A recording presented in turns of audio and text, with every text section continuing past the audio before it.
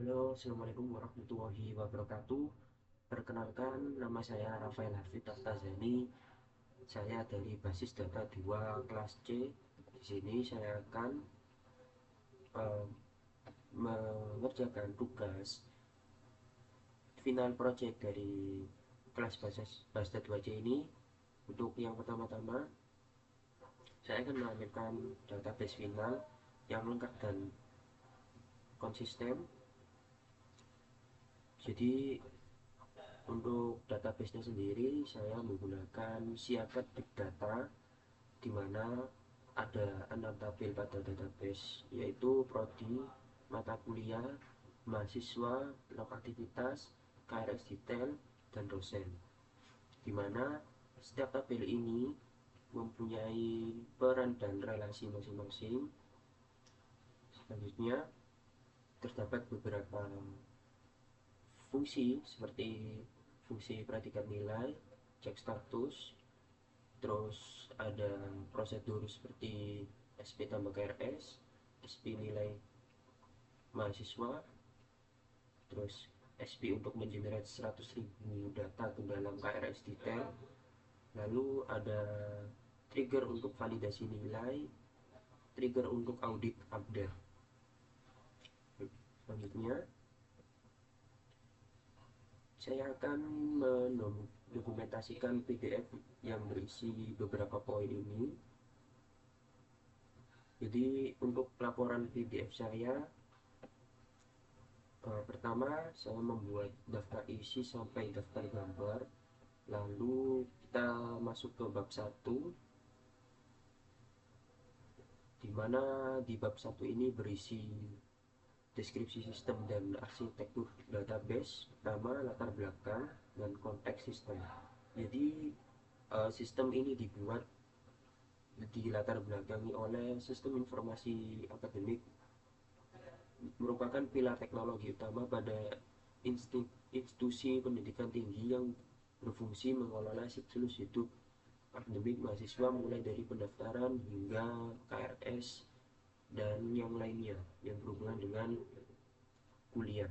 Jadi dalam arsitektur sistem informasi modern ini, database itu tidak lagi menjadi sekedar tempat penyimpanan, tapi juga melainkan menggerakkan logika bisnis utama dari tingkat penyimpanan, sehingga kita dapat mengimplementasikan uh, aplikasi siaga big data ini menjadi manfaat untuk integritas relasional dan database dengan menggunakan basis MySQL. Lalu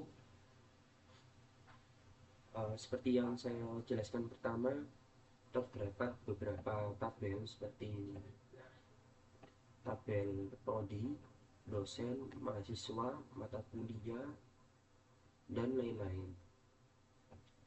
Lanjut untuk selanjutnya, relasi dan ERD. Jadi untuk ERD-nya sendiri di sini sudah ada visual dari ERD-nya yang 6 tabel yang saya sebutkan barusan itu sudah ada di sini. Selanjutnya ada penjelasan terkait dengan visual ERD-nya seperti ini, relasi prodi ke mahasiswa, terus relasi dosen ke mata kuliah, lalu relasi many to many via KRS detail. Selanjutnya skema relasi tabel dan integritas referensi DDL. Transformasi dari RD ke skema fisik dilakukan dengan menerjemahkan entitas menjadi tabel fisik. Jadi pada sistem Siaket Big Data, pemilihan tipe data dioptimalkan untuk menghemat ruang penyimpanan tanpa mengorbankan akurasi data. Jadi untuk sebagai contoh itu penggunaan penggunaan tipe datanya itu INT, dan untuk identitas numerik otomatis mampu menampung hingga lebih dari 2 miliar rekam data. Jadi sangat membantu untuk menampung data besar pada tingkat universitas. Nah, berikut adalah struktur database dari si Big Data, di mana berikut adalah program SQL untuk membuat database dari basis si Big Data itu sendiri. Jadi berikut adalah tampilannya untuk menampilkan database beserta tabel. Lalu selanjutnya langsung masuk ke bab berikutnya, implementasi query, manipulasi data, HTML, dan analisis transaksi. Untuk yang pertama, injeksi data master awal sheet, di mana pada program SQL ini berfungsi untuk mengisi setiap tabel yang ada, dan untuk isinya sendiri ini saya masih menggunakan dummy atau data yang sebagai contoh gitu. Untuk cuplikan dari isi tabelnya itu bisa kita lihat sendiri di sini. Bisa kita ambil dari tabel dosen, kita masuk ke data. Nah, ini adalah isi dari program yang saya tunjukkan ini untuk mengisi data tabel dosen. Selanjutnya data tabel KRS detail yang berisi 94.000 baris data. Selanjutnya tabel log aktivitas mahasiswa, mata kuliah, dan program studi.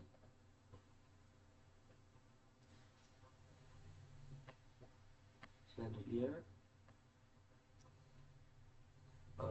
berikut adalah query untuk merekap nilai akhir dan performa dari mahasiswa, dimana di query ini berfungsi untuk digunakan bagian akademik untuk menarik laporan performa belajar dari mahasiswa itu sendiri dengan menggabungkan 5 tabel yang ada pada database.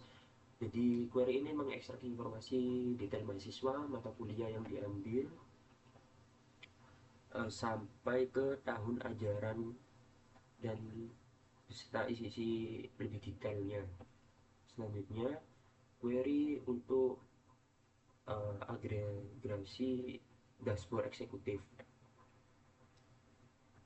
di mana kemudian dari query ini untuk mengambil kebijakan dari pejabat universitas diperlukan untuk melakukan kalkulasi agregasi tinggi guna melihat rata-rata nilai IPK per program studi atau jumlah kontrak mata kuliah terpopuler. Dan yang selanjutnya bab 5, store prosedur, function, dan triggers. Untuk yang pertama, prosedur yang pertama, saya membuat prosedur SP generate 100.000 data KRS, di mana dalam prosedur ini berguna untuk membuat prosedur yang berisi 100.000 data KRS detail pada tabel KRS detail. Untuk contoh dari KRS detailnya sendiri bisa kita lihat di sini. Terdapat 90.000 baris data yang ada, yang berisi ID KRS, NIM, kode mata kuliah, nilai, semester, tahun ajaran, dan tanggal input. Lalu terdapat prosedur untuk merekap data nilai per mahasiswa, di mana SQL berikut ini adalah untuk membuat prosedur dari SP rekap nilai mahasiswa itu sendiri. Nah, berikut adalah contoh dari prosedur rekap nilai mahasiswa. Lalu terdapat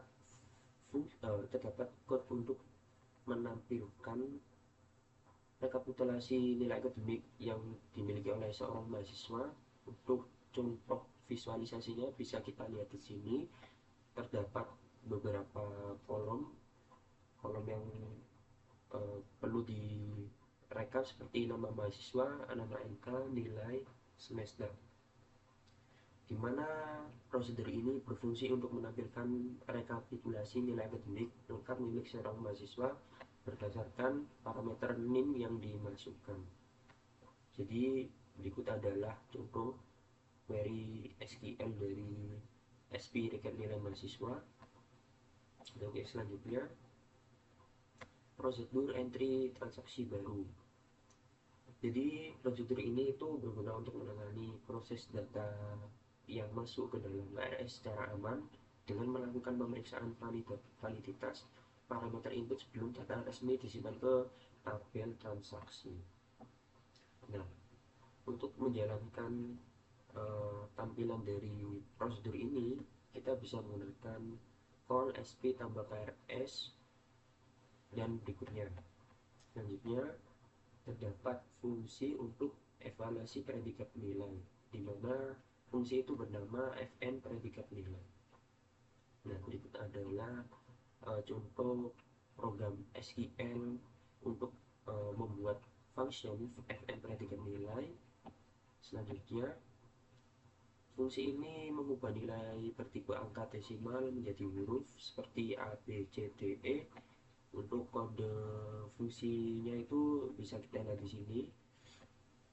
Dan ketika query ini dijalankan, maka tampilan dari query tersebut akan menjadi seperti ini, di mana terdapat beberapa kolom seperti NIM, kode NK, nilai, huruf, dan status.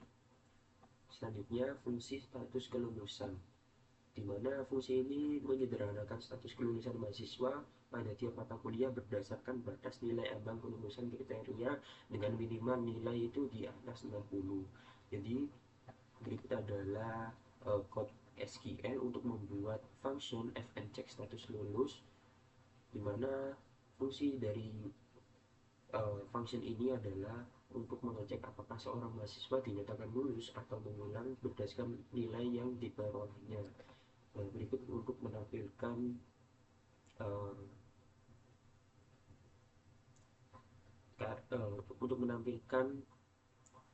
fungsi kelulusan kuliah. Nah, untuk hasil dari query ini itu tampil seperti ini, di mana kurang lebih sama seperti fungsi sebelumnya, tapi untuk fungsi ini itu lebih mendetail ke bagian status kelulusan dari mahasiswa itu sendiri dengan parameter itu minimal nilai lebih dari 60. Nah, sebagai contoh, jika ada nilai 90 maka lulus karena nilai 90 ini lebih dari 60. Dan contoh yang kedua itu jika ada nilai yang di bawah 60 maka akan dianggap mengulang dan seterusnya. Selanjutnya saya membuat trigger, di mana pada untuk yang pertama ini saya membuat trigger tr after insert KRS. Jadi untuk contohnya yaitu kita bisa memasukkan kode SQL berikut ini. Setelah itu untuk menampilkan hasil dari SQL ini kita menggunakan query ini, lalu akan menampil seperti ini.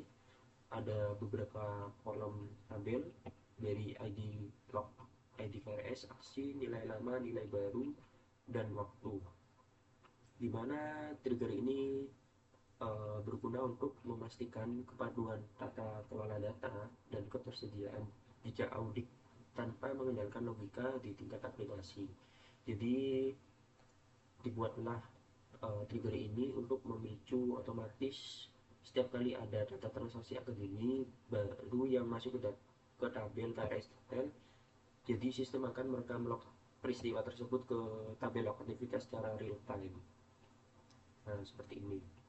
Jadi sebelumnya kan kita menjalankan query ini, lalu query tersebut akan masuk ke log aktivitas, di mana dapat aksi, di mana jika menjalankan query ini maka akan masuk ke dalam aksi seperti contoh update nilai mata kuliah. Selanjutnya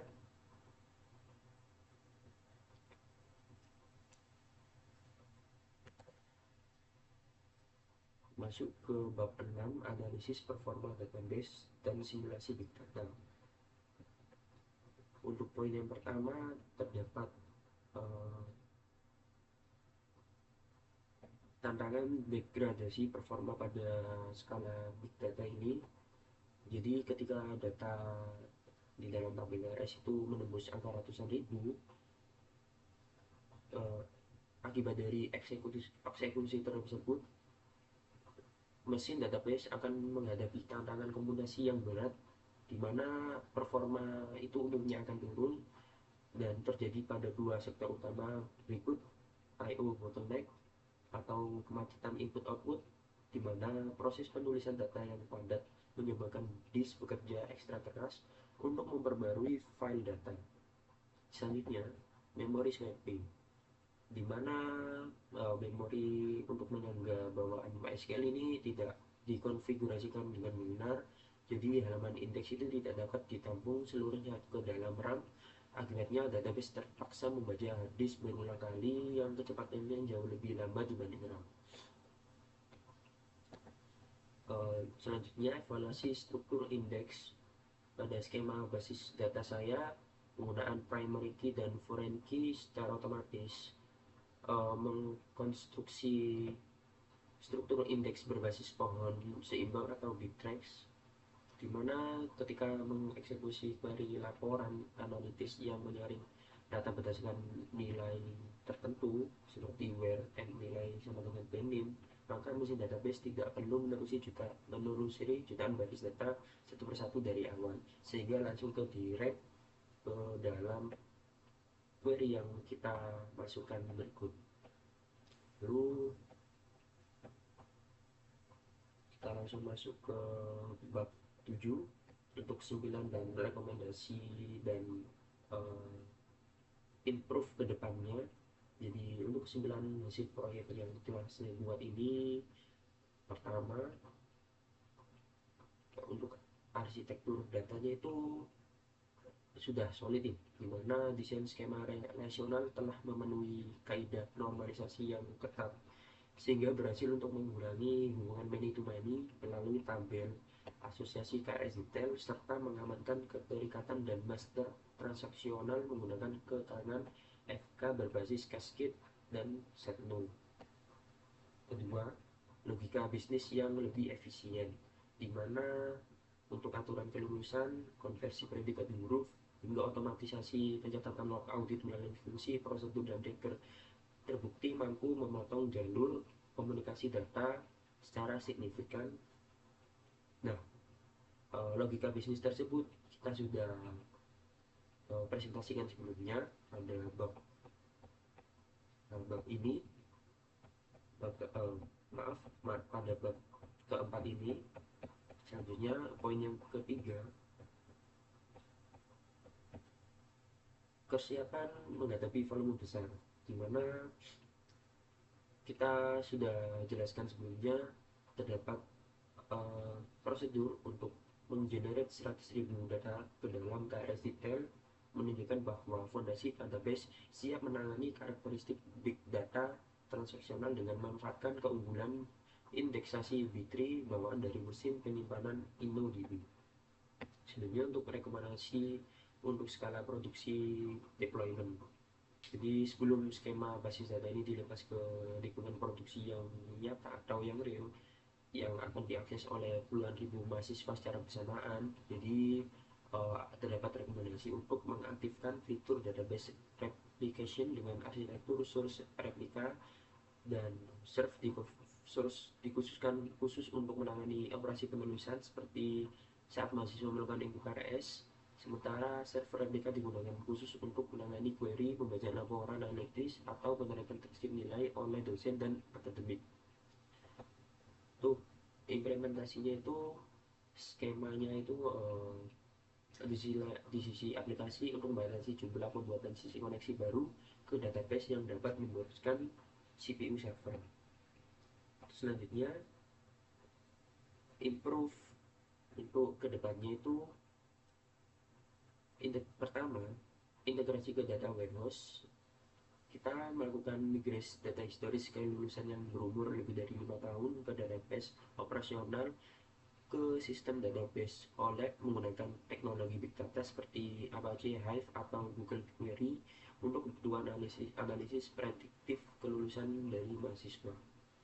Selanjutnya, untuk penerapan NoSQL caching, di mana di sini untuk mengintegrasikan lapisan penyimpanan berbasis memori seperti Redis di depan database MySQL untuk menyimpan data master yang berubah seperti profil dosen dan daftar mata kuliah guna mereduksi beban kerja server utama seminimal mungkin. Nah, mungkin dari semua poin-poin ini sudah saya jelaskan dan sudah saya tampilkan ke dalam laporan PDF yang telah saya tunjukkan sebelumnya, di mana di dalam poin-poin ini itu kita menjelaskan arsitektur database hingga pengembangan lanjutan, di mana itu sudah ada semua di dalam PDF yang telah saya sebutkan. Dan untuk poin satu ini juga sudah saya tampilkan pada awal-awal video lengkap dan konsisten beserta semua tabel, prosedur, trigger, dan function yang ada. Kurang lebihnya mohon maaf jika ada yang kurang atau ada yang terlewat. Sekian, terima kasih. Wassalamualaikum warahmatullahi wabarakatuh.